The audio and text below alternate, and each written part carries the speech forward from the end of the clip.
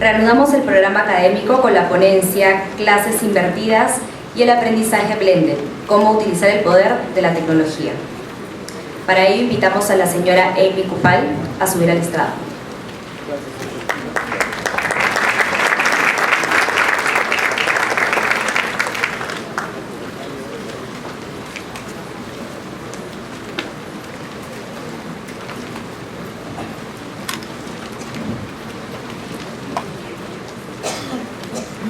Amy Coupal es directora ejecutiva de Curriculum Service Canadá. Amy ha sido profesora y comenzó su carrera de educación en Toronto, Canadá, y enseñó también en la Junta Escolar de Osaka, en Japón. Tras dejar las aulas, Amy ha gestionado el desarrollo de múltiples programas de formación docente y una gran gama de proyectos de aprendizaje profesional internacionales en la Asociación de Dificultades de Aprendizaje en Ontario y Curriculum Service Canadá. Es apasionada por el aprendizaje en el siglo XXI y está orgullosa del trabajo que Curriculum Service Canadá hace tanto local como internacionalmente para apoyar a los educadores en su trabajo con los estudiantes para construir su carácter y habilidades para ser exitosos hoy y en el futuro.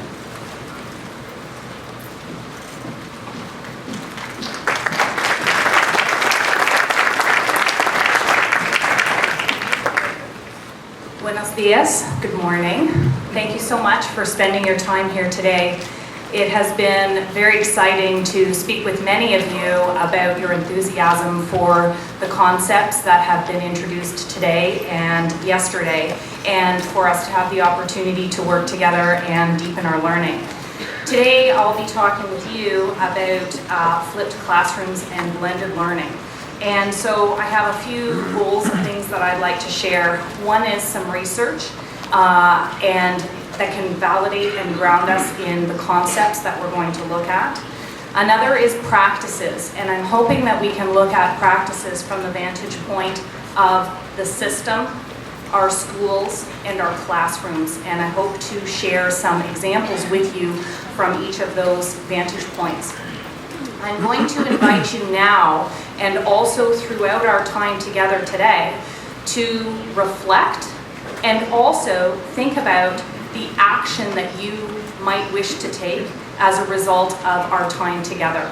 So if you're taking some notes, perhaps select a section where you can say, I could try that, or I might want to talk with one of my colleagues or someone in my school or my educational community about how that concept or approach might work for us. So that's my goal in terms of our time together today. So there's a little bit of a challenge, I understand, with the slides, so bear with me because we're going to wing it, which is one of the things that anyone who's spent some time in the classroom is maybe a part of your experience. In terms of technology, if there's one thing that you take away from our time together, I think the most important thing is to remember that technology is not a magic solution. I actually think that one of the great things that we've heard out of this Congress yesterday and today is a variety of innovative strategies that people can use in their classrooms, in their schools, and in their broader education community.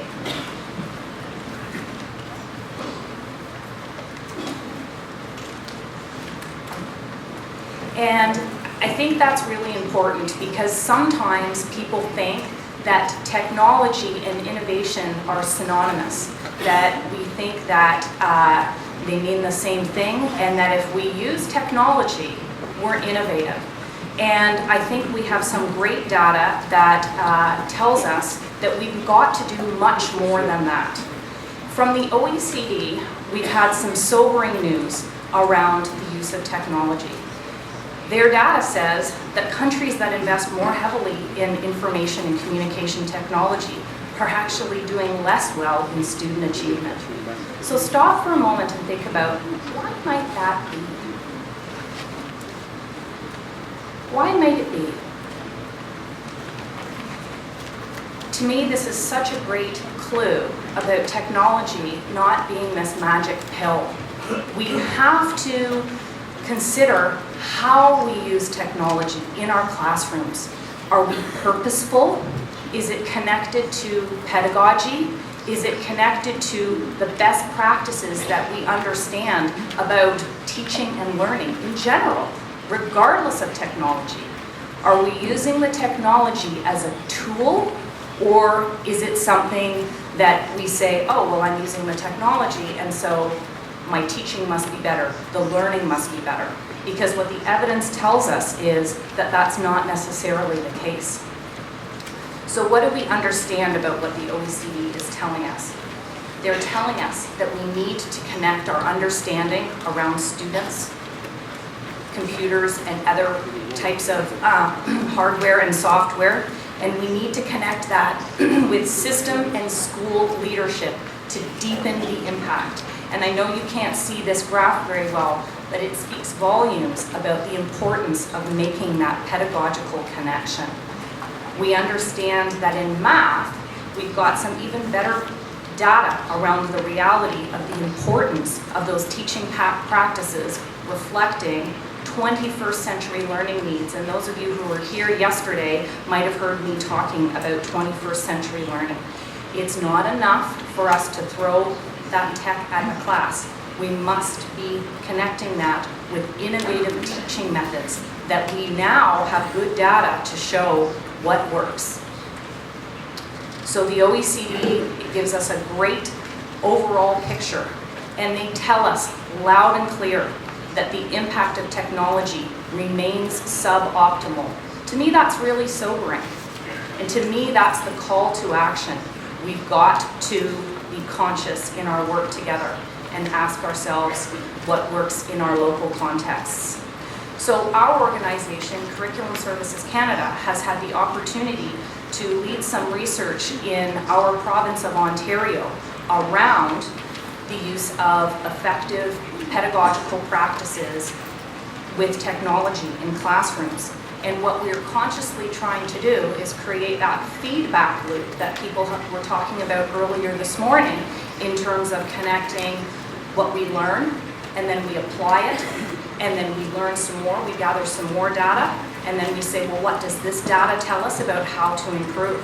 And so what we're seeing over time is that when teachers work together and talk together about the practices that they're using in their classes and in their schools, when whole schools come together and have a conscious focus and intent around their pedagogical practices, when students are active in that learning, in their own learning process, then we start to see a real shift from what we learned from the OECD on a more global level. We see that there is student engagement. We see that they are improving the quality of their work, taking ownership for that work. Think about that. If you look at the class that you work in now or classes that you've worked in before, did you have a sense that your students felt ownership for their work? I'm sure some of you could say yes, perhaps about some of your students, or perhaps at a different point in time. And some of you might say, well, I'm not sure, or no. So when we can look at that connection and enable some of those qualities actually that Anita talked about this morning, we can instill that sense of ownership and facilitate that sense of ownership. We see a higher quality of work. We see more active and creative construction of knowledge in individuals and groups. And one of the things that we know in 21st century learning, and I'll touch on this again in a moment, is that collaboration is now a key component of the skills that students need to learn in order to be best prepared for the jobs they may take on and the demands of being an active citizen, contributing citizen in your community. And so when we can be purposeful about the use of technology, we can go well beyond individual work. We can facilitate collaboration in that context. and we can give an opportunity to make learning more visible and to support elevated levels of student achievement. So I'd like to take a moment now to share a video with you, and then we'll have an opportunity to pause and reflect. The person speaking in this video is Michael Fullan. He was referenced earlier today. He's someone that we're proud to connect with and work with in Canada, and in fact he's informed the research project that I referenced earlier that we're working on. So Danielle, can we play that video? And I believe that the translation will come through your headsets for the video as well. There's a dynamic push-pull set of factors at work here that's going to cause the system to explode. The push factor is that as students go from kindergarten, let's say, up grade levels, their degree of boredom, their lack of connectedness worsens. So students are enormously bored.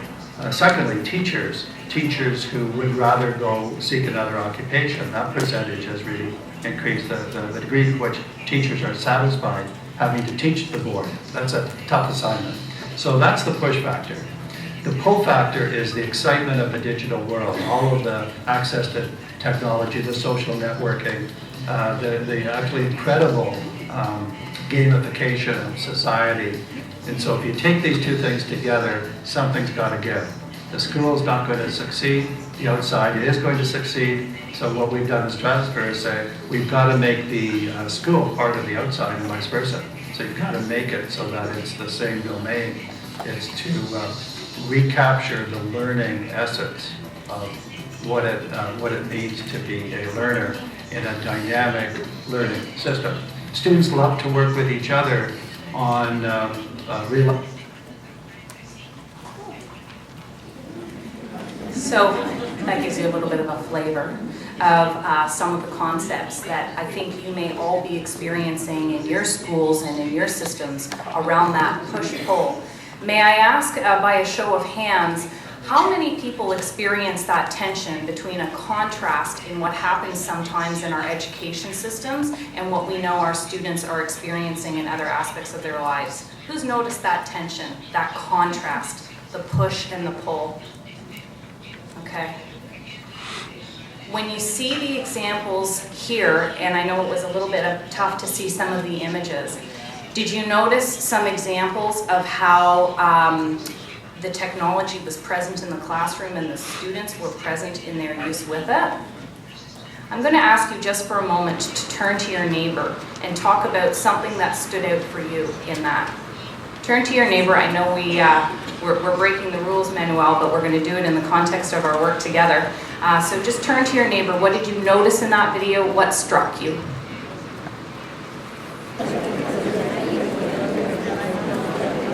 So what Michael Fullan challenges us to do is build precision in our pedagogy and our instruction. And I've certainly heard that theme reinforced many times in the last day and a half, that really when we talk about innovation in education, we're talking about being better at our practice as educators in order to support better outcomes for our students.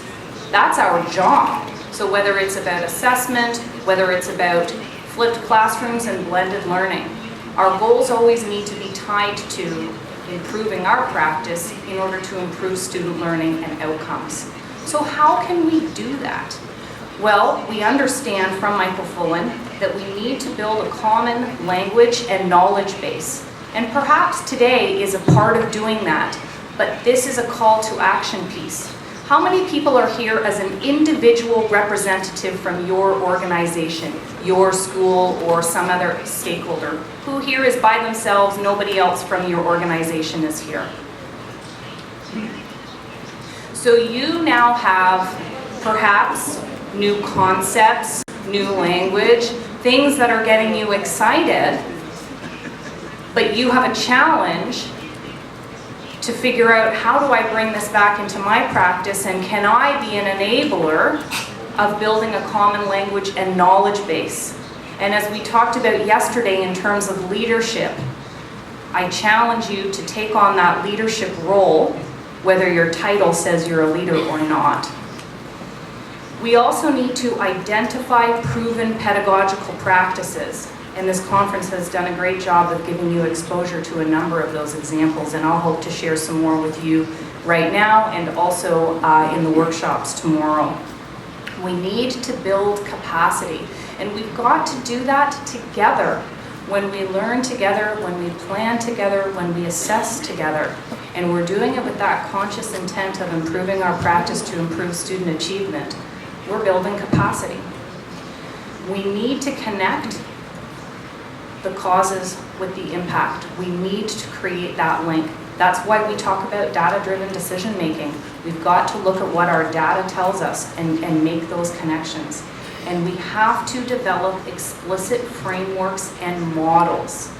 This is a really important one, and I had the opportunity with Jorge yesterday to meet with a group of very motivated educators from UPC. And we had a conversation about the importance of models and how that can really bring everybody together around a common understanding. We see the visuals, we get the concepts, and it anchors our work together. It's so important. So why are we doing this?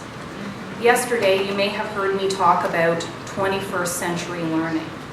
And 21st century learning is sort of like a cousin and connected to deep learning.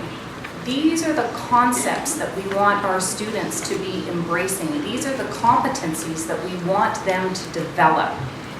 We want to help them build their communication skills, their critical thinking skills, their capacity to collaborate, be creative, develop their character, and be a citizen in the world that they live in. So what does that mean and look like for each of these competencies, and how can we do that in our roles? Creativity means having that entrepreneurial eye for economic and social opportunities, ways to connect the work that you're doing in your classroom, facilitating inquiry, which Anita talked about earlier, and embracing those novel ideas that emerge through your work with teachers and students and turning them into action. So this is about being open to different possibilities, different ways that teachers and students and whole schools can work together. Communication. We have to facilitate the opportunity for students to work together in a variety of modes, using a variety of tools, and looking at a range of audiences. So this is where I think technology can be really, really valuable in the work that we do, because it gives opportunities for research, storytelling, problem solving, so many different ways that we can use technology when we're purposeful in how we do it. Citizenship. One of the things that we're talking about with students quite a bit these days is the idea of being global citizens and looking at global issues and looking at the different set of values and perspectives that we have from around the world. And actually yesterday I remember somebody talking about technology being a great bridge to connect with other students in other places around the world. And that's another example of a way that technology is a fabulous tool in your classrooms to facilitate deep learning and understanding. But again, we have to be conscious in the way that we plan and how we use those tools to facilitate the deepest and most meaningful learning opportunities for our students. Critical thinking. Gone are the days where, Anita, I'm referencing you again, gone are those days where we're going to say, well, do a project on Peru. Tell me about Peru. What's the capital? What's the climate? What's the economy like? What are some of the important historical moments? We're asking students to go well beyond the research that they can glean by going on the internet or looking at other sources. We're looking for them to make arguments. We're looking for them to observe and connect patterns. We're looking for them to construct meaningful knowledge for themselves that feels relevant and connected to the world that they live in. And they have to be able to apply that in their lives, seeing those connections and facilitating those connections. In deep learning, we also talk about character, and this is an interesting point, especially in our system in Ontario, where we come from, where we have different school systems that have different sets of espoused values. But in deep learning, we talk about some of those core skills that Joanne and I mentioned yesterday around grit, tenacity, perseverance, resilience. And so we're facilitating the development of lifelong learners where they see that in their lives, in their careers, in their communities, being an active learner and participant in their world is part of their role. And then finally, collaboration. And we'll be talking a little bit more about that because this is where technology can be a really powerful tool when we go beyond substitution, when we go beyond just using an iPad as a word processing tool, for example, where we use it as a collaboration tool in the classroom and with the outside world as well. So, what does this mean for teachers? What does this mean for all of us as educators? We've got a job to do, folks, and I think that you've heard very clearly in our time together that we are the agents of change. We have to drive this in our schools and in our systems. That's our job. So I'd like to take some time to actually think about this. What does that mean for you to be a change agent in your role? What does it look like? What does it sound like? And you may say, well, right now I don't feel like a change agent. So what could it look like? What could it sound like? So we'll take another couple of minutes here, turn to a new neighbor, if you can turn to the other side, or the same person you were chatting with. What does it mean for teachers to be agents of change? What does it look like? What does it sound like? Turn to your neighbor, please.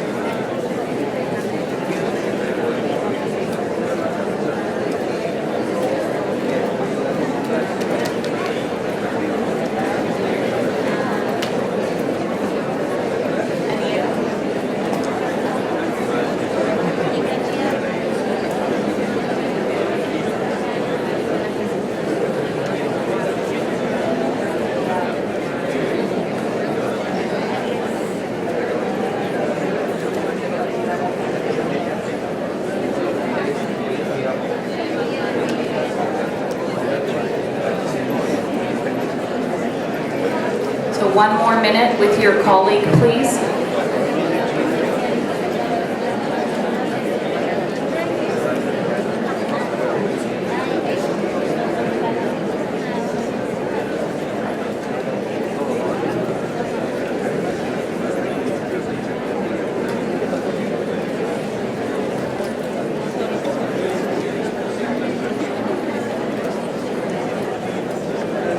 And if you can wrap your discussion, please.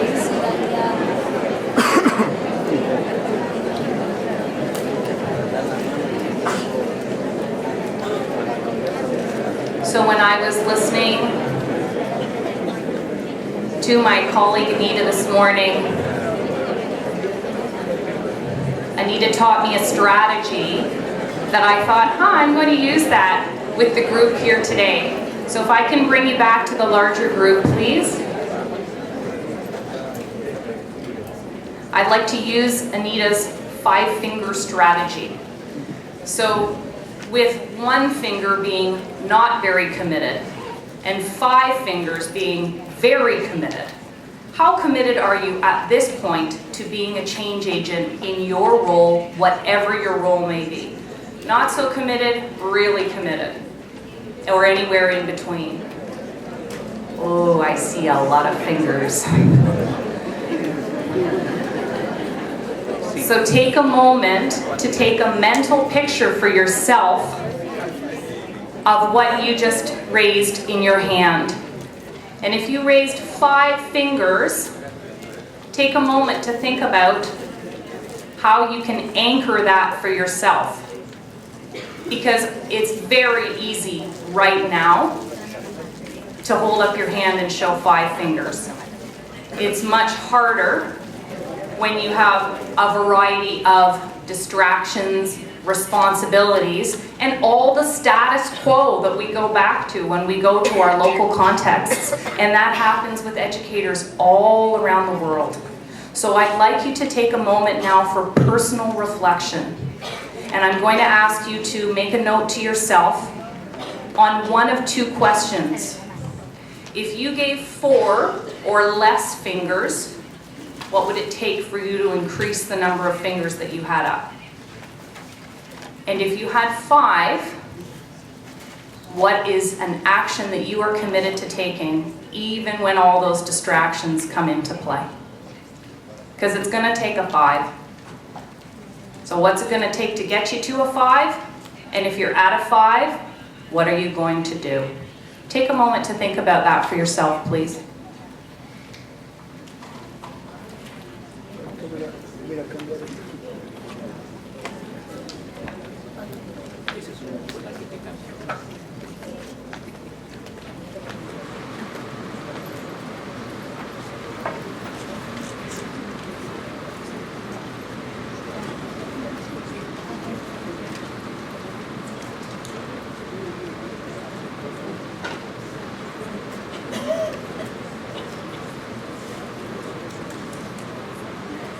Okay, so I'm going to help to give you some strategies, hopefully, for those of you who might have been saying, I don't know, I'm not sure. I don't know where to start, because sometimes that's the hardest part, is just deciding where we start. So let's talk about some different lenses through which we can view this, and then let's look at some strategies together. So if you were feeling stumped, you've got some other tools in your toolkit to work with. So if we're shifting from our traditional didactic learning models, how do we shift? Well, we can look at that through 4 ways. And again, this is coming from our colleague Michael Fullan and some of the research that's come out. First, we can look at our pedagogical practices. How do we design, monitor, and assess learning? And you certainly heard about some strategies today. So you might say, you know what? I'm going to focus on the pedagogical practices because I think I can take a bite into that and work with that. Or we can leverage digital. We can use it to go beyond the classroom, and we can use it to cultivate student-driven deep learning. And don't worry, because we're going to talk about some specific strategies for doing that in just a minute. We can also facilitate learning partnerships, and I actually remember hearing a little bit about this from the panel that we heard before the break. We can facilitate those connections with the school and the broader community, teachers and families and the wider environment. And we can also look at our learning environments themselves, where we facilitate trust, where we facilitate those connections and collaboration, and where we create the context for students to take responsibility for their learning. And I think that's certainly been a theme that we've heard about over the last little while. So let's talk about a specific strategy. And this is one of my favorites, and when Manuel and I were talking about this conference, he felt strongly that this would be a great topic to share for people who may not have heard about flipped classrooms before, and also those of you who are starting to play with this concept. So what does it mean to flip a classroom? Well, fundamentally, it means that we do the knowledge transmission work that we're used to doing in the classroom, outside of the classroom, and we use our classroom time to do deep, rich activities that engage that knowledge, engage the students, and deepen their learning, right? So we take those lower levels of cognitive work and say, that's your homework, instead of doing the assignment work outside of school. And when you come in, we're going to work on assimilation, making connections, and deepening that learning. So, with my fingers and toes crossed, I'd like to share a video because I think one of the ways that we take this into our understanding and our practice is to hear from multiple voices about their perspectives and experiences. And I love this video from an actual math teacher who talks about why she flipped her classroom and what it did for her. So cross your fingers and toes with me, please, and let's play that video. I've been teaching math for the last 5 years, and this is why I flipped my classroom.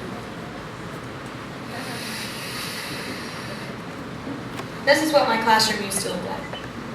I was teaching to the middle group of the class, the students that could follow along with what we were doing, and we were going through the content, while I had a group of higher level students, not challenged, bored with the information, ready to move forward. And I had a struggling group of students that were not receiving enough effective remediation. They didn't have the basic content they needed to be working on the content we were currently covering, or they needed more help in order to be successful. This led to a 90% use of class time being spent on delivery and review of content. 90% of the time I was at the front of the classroom lecturing to a group of students and I wasn't meeting all of their needs. 10% of class time was actually spent on application, which led to, depending on students, to do the application needed to be successful. They had to go home or outside of class and work on applying the concepts that I was giving out in class. This constant battle of not reaching the needs of all students and feeling the need to differentiate for all my learners allows teachers to feel overwhelmed and ineffective because we see the need for differentiation, but there's just not enough time for effective differentiation.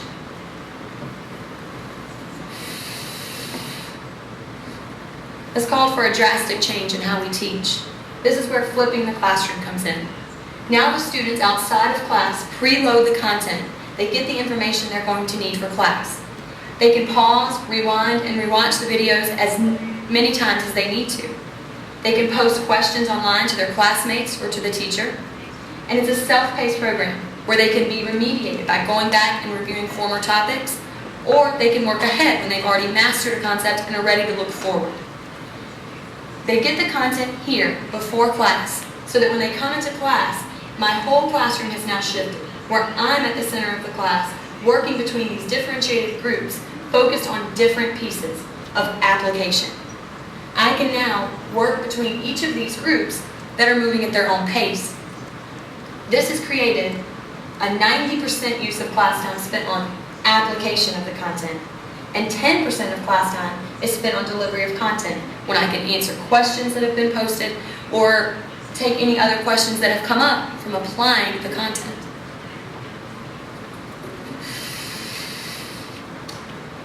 Now in my classroom, all students are engaged and challenged. I have time to work with each group, give them individualized time and instruction as they need, and I can actually work between each of the groups to provide effective differentiation for all my varied groups of learners. My struggling students, my middle group of learners, and I can now extend and expand on my higher level students' prior knowledge and challenge them in the classroom.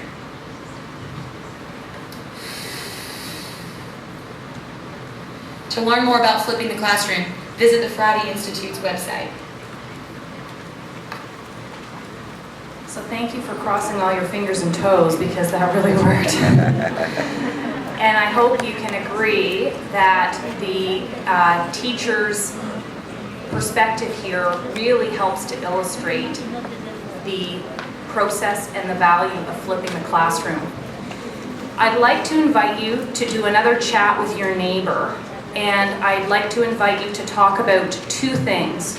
One is what you noticed, what struck you, anything, and two, at least one question that you have, something you're wondering about as a result of this video. So take a moment to chat with your partner. What did you notice? What are you wondering? Thank you. If you can finish your discussions, please.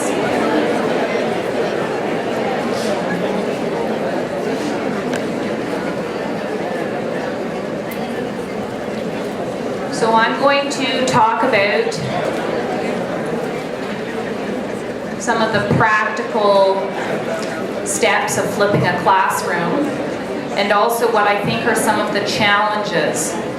And I hope that that will help to answer some of the questions about things that you are wondering about. And if they don't, I hope that you will take some time to research or perhaps come and chat with me. But you also have a number of people here who are already starting to flip their classrooms. Can I ask by show of hands, if you feel confident enough to talk to someone else about your knowledge or experience with flipping your classroom, I'm going to invite you to stand and raise your hand so people can know they can come and talk to you. You got to stand up so people can know they can come and talk to you. Stand up, please, so people can see you.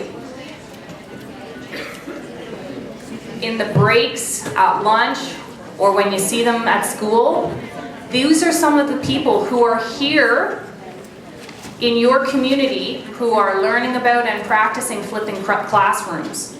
So I encourage you to tap into them as a resource, because I will share just some of the high-level introductions on this. But I have been really excited to hear about work that's happening at UPC, work that's happening in some of your schools around flipping classrooms, because there's huge opportunity here. So let's talk about some of the practical pieces. What do we need to do first? Well, we have to provide opportunity for first exposure prior to class. And that means a couple of things.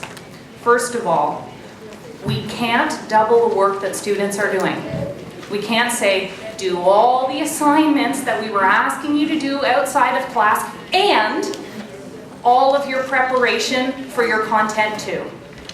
So we're making all of your work double. No, we have to shift what we're doing so they get the prior information and exposure before the class, and then those assignments or that other work that you heard the teacher talk about, that's what's happening in the classroom. So this is a shift for us as educators, and we're shifting the practice with our students. And we can do that through textbook readings, asking them to do the work in the textbook through pre-reading in advance, screencasts, videos, podcasts. Now, we had a good discussion about this yesterday, because I think that one of the real pressures we have to be honest about with flipping classrooms is the front-end loading for content creation. And I don't want to come up here and sugarcoat this and say this is easy at first. There is, as with any new approach, a curve here. And in particular, because you have to make sure that your students have exposure to the right content beforehand, it requires teachers to either do the research to access the content from other sources, other videos or podcasts or readings that are available, or they need to be created. So we've got to be realistic about that and creative about that. So for example, I know at UPC, some of their team members will work with their professors to create the content. So you don't have to be totally technical and a whiz. You have resource people available to you to help you do it. Other teachers work together and share the work and say, you create this content, I'll create this content. Or you research what's available already for this piece, and I'll research what's available already out here. But realistically, we have to understand that there is some front-end work. But think about how that pays off over time. In the same way that in the early years of your career or in the beginning of teaching a new course, you have much more preparation to do. The same is the case with flipped classrooms, and I owe it to you to be realistic about that, I think. So, where do we go from there? We have to incentivize students to prepare before class. This does not work if that doesn't happen, because what we're trying to do is engage students with the knowledge and information that they've gleaned. And if they haven't gleaned that, what do we do? So some strategies are quizzes, worksheets, or a short assignment that provides a layer of accountability around getting that pre-work done, right? But again, This isn't about being onerous, and this isn't about making more and more and more work. It's just about saying, you've got to do something, otherwise the model falls apart when the kids walk in the class.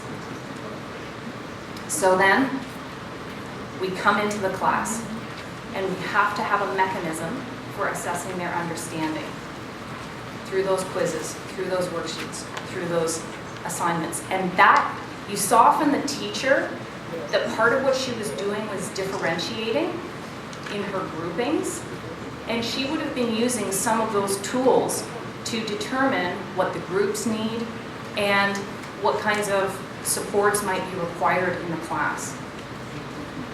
So then we also have to have mechanisms for assessing student understanding, and this is where some of the work, Anita, that you were talking about this morning comes into play, right?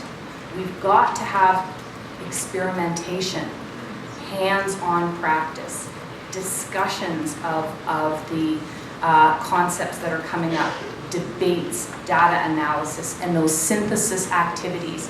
And this really varies by grade, this varies by subject. And for those of you who are coming to the workshops tomorrow, we'll be looking at some concrete examples of different classrooms that are doing this in elementary, in secondary, in language, in science, in math. I think one of the things that often comes up as a discussion point around flipped classrooms, and in fact we talked about this yesterday, can this work in every class? And I think we have some fantastic examples of teachers who have taken this on and been really creative about how they flip their classrooms with different grades, with different subjects, with different types of students. Teachers who have different realities in their context about things like students' access to the internet outside of school, students' access to technology outside of school. And actually we'll look at an example of that tomorrow. So we have to consider those local context realities. But in the K-12 system, we have more and more examples of how this is happening in a variety of classrooms. But I think we also need to be realistic. Does this sound like a lot of work? Who's looking at this going, geez, this sounds like a lot of work? Seeing a few nods. I think that if we can dip our are you glad to know other people are nodding with you? One thing that I think has been successful for many teachers is to pick one piece of the work that they do with their students and flip that and see how it goes. See this as an experiment. I think it's perhaps daunting for people to say, I'm going to flip my whole classroom this year and have this as the standard for everything. I think I might fall over if that was me. But if you can say, I have a vision for how this could work for this really important piece of work that I'm doing with my students, and I'm going to try it with that, and I'm going to see how it goes. I'm going to do it as an action research project, and I'm going to look at the results of that research and see how I apply those results based on the data that I get, based on my own reflections, based on feedback from my students, based on observation in my classroom. So if you were one of those people who had 5 fingers, you could consider flipping your classroom for one activity or one day or one course, depending on what you think might work for you. But I also know that sometimes flipping feels scary, so we're going to take a couple steps down the top of the mountain and talk about some other considerations for the use of technology and for blending learning in your classroom. Let's shift gears now and talk about the SAMR model. May I have a show of hands, please, if you have been exposed to this model before? Who's seen this before? Okay, so this is great because for most people it looks like this is new. And I want to talk about this in the context of implementing technology. We're shifting gears. We've put a little bit of a bow on flipped classrooms, and now we're going to talk about, all right, I need to take a little bit more of a bite-sized chunk out of this, and I want to try and play with technology a little bit in my class. Or maybe you're already doing that. Let's look at how we do that and climb a ladder of more effective pedagogical practice around the use of technology. You heard me talk earlier about technology not being the magic pill, and that it's the power of using technology purposefully in our classroom and tied with our best pedagogical practices. And this is what we're trying to do here with the SAMR model, okay? So we're actually starting at the bottom. Oftentimes, when we implement a new technology in our classroom, we start with substitution. One of the best examples that I've seen of this in our schools in Ontario is with whiteboards. Okay, do you know what I mean when I say whiteboards, like a smart board? Okay. There was a huge investment in smart boards, and they became very quickly glorified blackboards, right? And so that was a great example of substitution. So we use a new tool that has a variety of other capacities, but we use it in the same way as we did the old tool. Raise your hand if you can think of an example of substitution with technology in your school.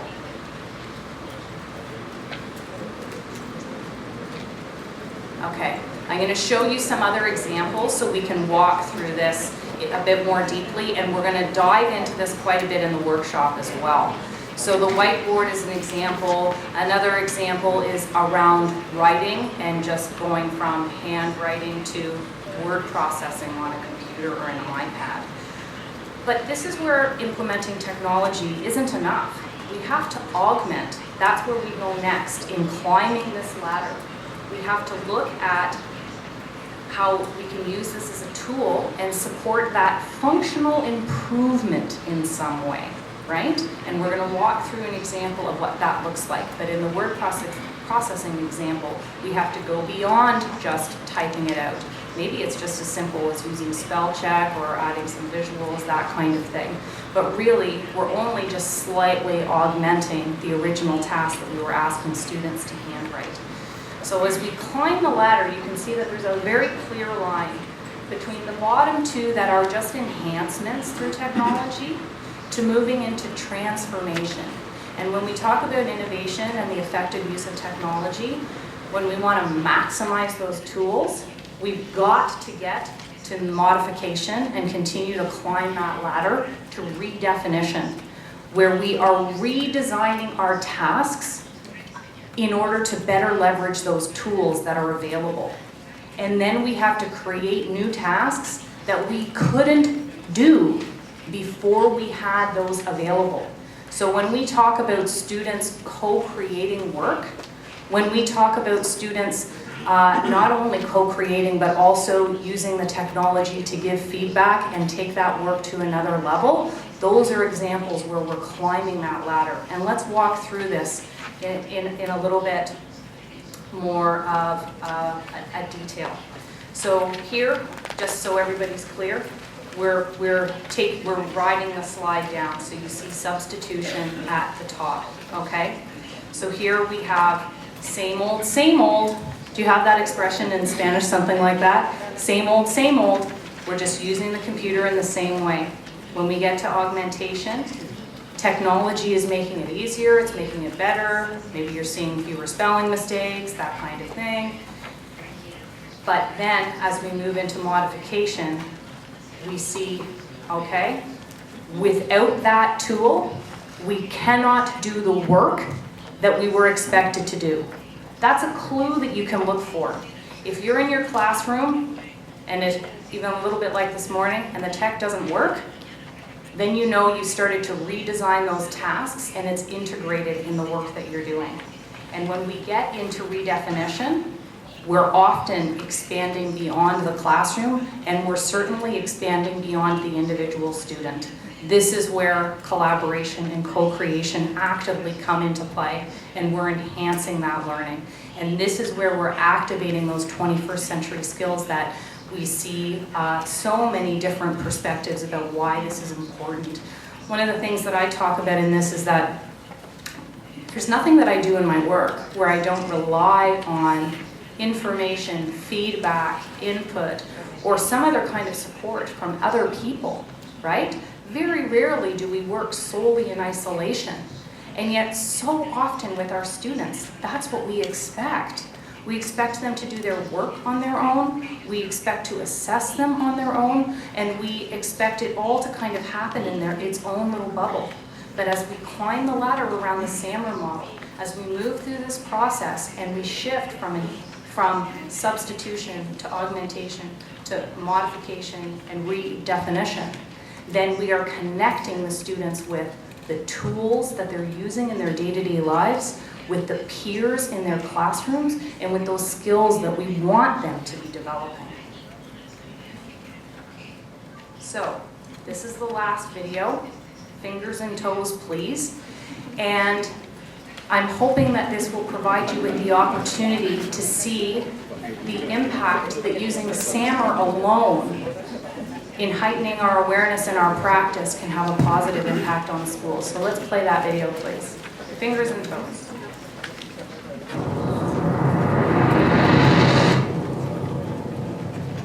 One of the things that I've been facilitating in the schools has been the SAMR model. It was created by Dr. Puentedura, and it involves shifting the teachers' skills and ability from using ICTs to enhance the learning through substitution and augmentation to transforming the learning in their classrooms by modifying and redesigning the tasks.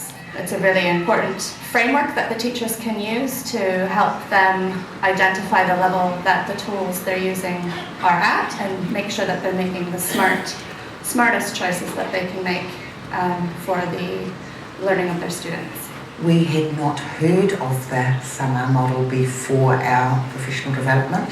Our teachers were using ICT as a substitution only. I initially thought blended e-learning was things like getting a digital camera, taking photos around the class and putting them up on the wall, or having the computers sitting there and getting the kids to play a game. That's the extent of really what I thought blended e-learning, e-learning in the classroom would look like. So in working in the different schools, what I was coming to understand was that a lot of the teachers weren't aware of the SAMR model, and they really needed a framework from which to work from. And what the SAMR model did was it really heightened their awareness around the potential for technologies to support the critical thinking. Professional learning and that we've had, and particularly putting it against the SAMR model, has just really given it a framework, an umbrella. It gives me as a teacher a guideline, or a roadmap of where to go to and how to navigate new learning experiences for the children. We reflected on the practice that we were doing currently in the classroom, and it was really interesting because a lot of the things that we were doing were at the very basic bottom end of the scale, the substitution and the augmentation stages. There's always a time and a place for using technology as a substitution tool, but it's really important for the teachers to recognize the potential of digital technologies to move the students to being more critical thinkers and creators of content and working in a collaborative space together. So I'll invite you to turn to your partner one more time. What did you notice? What are you wondering about?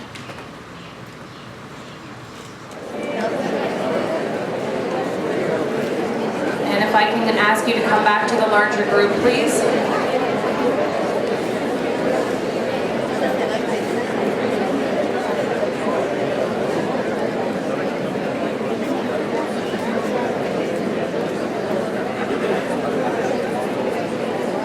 Thank you.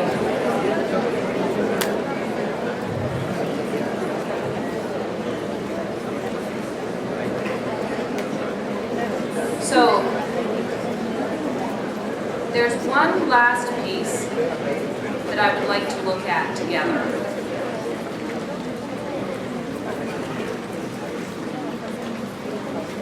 And that is around capacity. Okay? So oftentimes we ask ourselves, but where do I start? And this is a question that you can ask yourself regardless of your role. And so I invite you to think about some reflection questions as you go through this and reflect on your local context, and if this gives you a clue of where you might want to start having more conversation.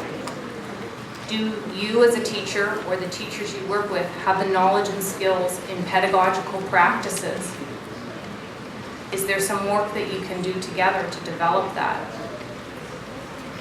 Do the teachers have the knowledge and skills to develop those new learning partnerships? I think this is one of the pieces that we really learned about in Ontario, is that we had to develop that skill around those learning partnerships and working together within our schools, with our communities. Do the teachers have the knowledge and skills to create their learning environments that go beyond the traditional classroom? And we have to think about looking at other models, looking at other practices, looking at examples, and that's some of the things that we'll do in our workshop tomorrow, is to see how other teachers are implementing SAMR in their classroom and climbing that ladder, how other teachers are flipping their classroom. So if we don't have that knowledge and skill, how can we develop that together, learn together, plan together, practice together? And do they have the knowledge and skills to use those digital resources to accelerate learning? When we put the technology in the classroom, it's not enough. We have to really think about the development of our practice as educators, the evolution of our schools, and how we can revise the way that we teach and we learn in that context. In schools, what does that mean? Some reflection questions we can take away. Well, do the leaders in our schools have the knowledge and skills to facilitate that culture of learning with teachers and students?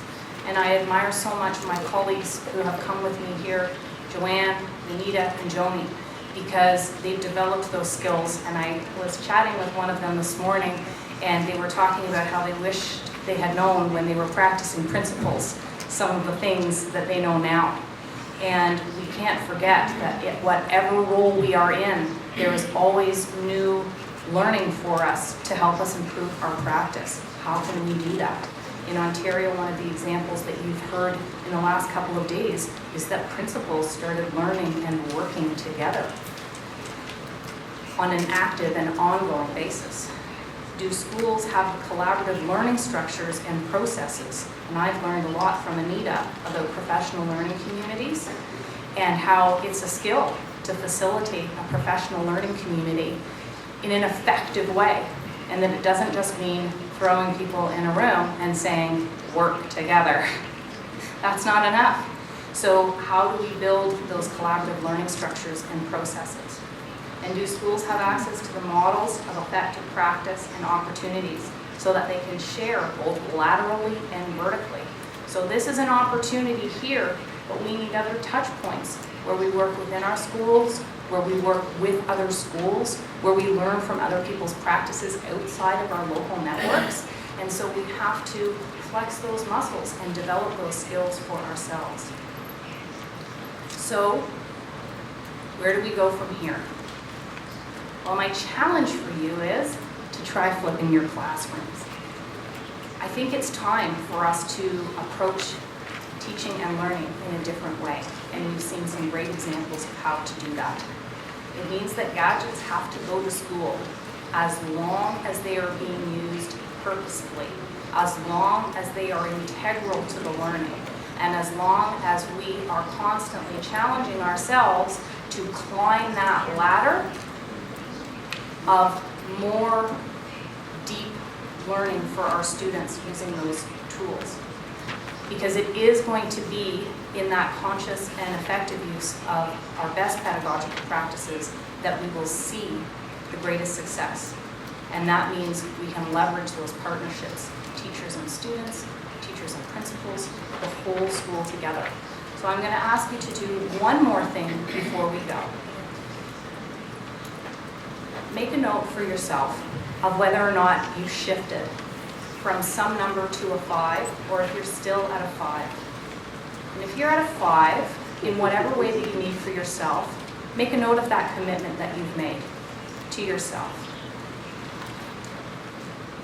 And choose one action that you can take leaving our time together today. It could be research, it could be conversation, it could be questioning, it could be practice, it could be observation, it could be so many different things. One thing you will commit to doing, to being a change agent, leaving our time together today. And write it down so you don't forget.